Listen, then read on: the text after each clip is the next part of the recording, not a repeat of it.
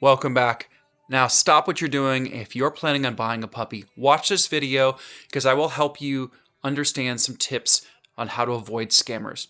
These puppies here are real. Unfortunately, however, thousands of people get scammed out of thousands of dollars trying to buy puppies that just don't exist.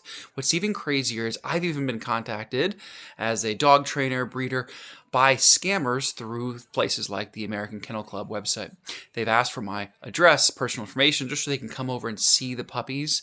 And I've told them, you know what, nothing available for you. They've become angry. I've had even some threats.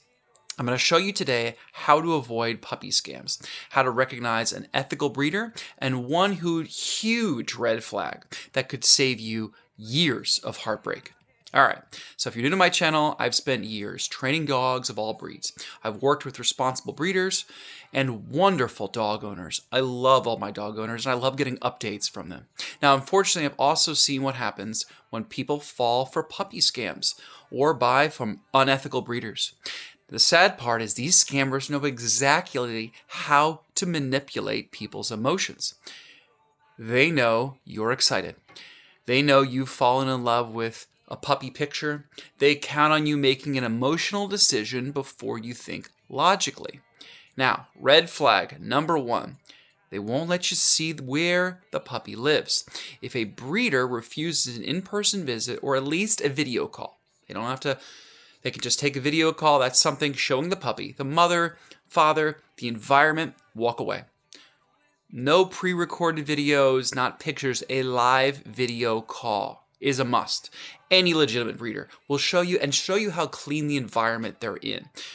And they would have no problem showing you those puppies. Red flag number 2, the price is just way too good. All right, think about this.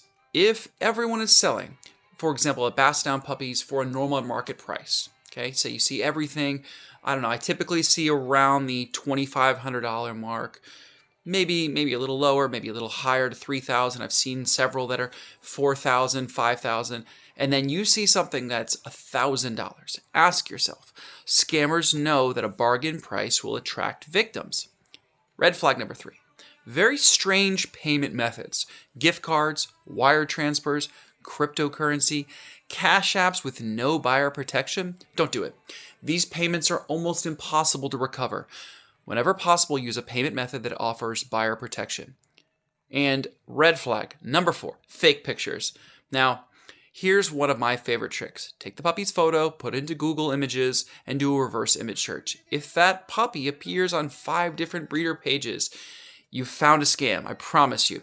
My pictures have already shown up on many Facebook groups. They'll take my pictures and put them up there. I've been sent them and say, hey, is this you? These are not yours. They'll take my pictures. It's happened.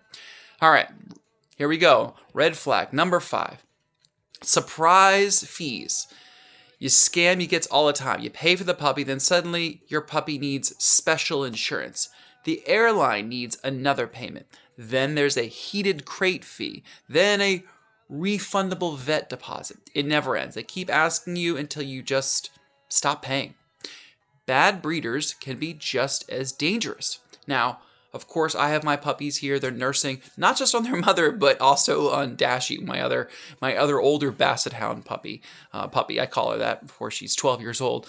Now, let's talk about something just as important: bad breeding practices. One of the huge warning signs is intentionally close inbreeding.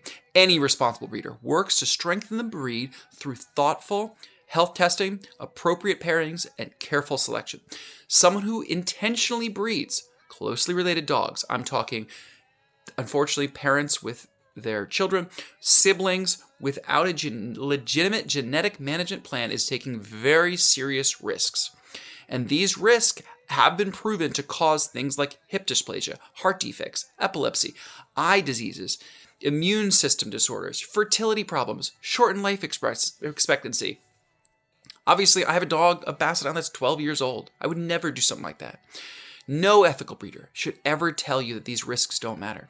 A responsible breeder will be trying to improve the breed, not cut corners, and they will always give you a lineage report. I provide not just my parents, here's the grandparents, the great-grandparents, 4 full generations, so you can see where all my dogs have been not related and where they came from. Any good breeder can provide that. So, how do you find a great breeder? 1, meet the breeder if you can. If you can meet him in person, awesome. Minimum video chats. Then meet the puppy. Meet the mother whenever possible. They should be on site. Sometimes there are some breeders that will have like a stud dog. That does happen sometimes. I've personally never done it, but I have been asked over 100 times. I could talk about it in another video if I would stud out my male. I've never done it for a reason. We'll get that in another video. Ask about health testing. Ask what happens if something goes wrong. A responsible breeder will usually ask you questions as well. I screen any potential candidates for dogs. I'm very careful who they go to.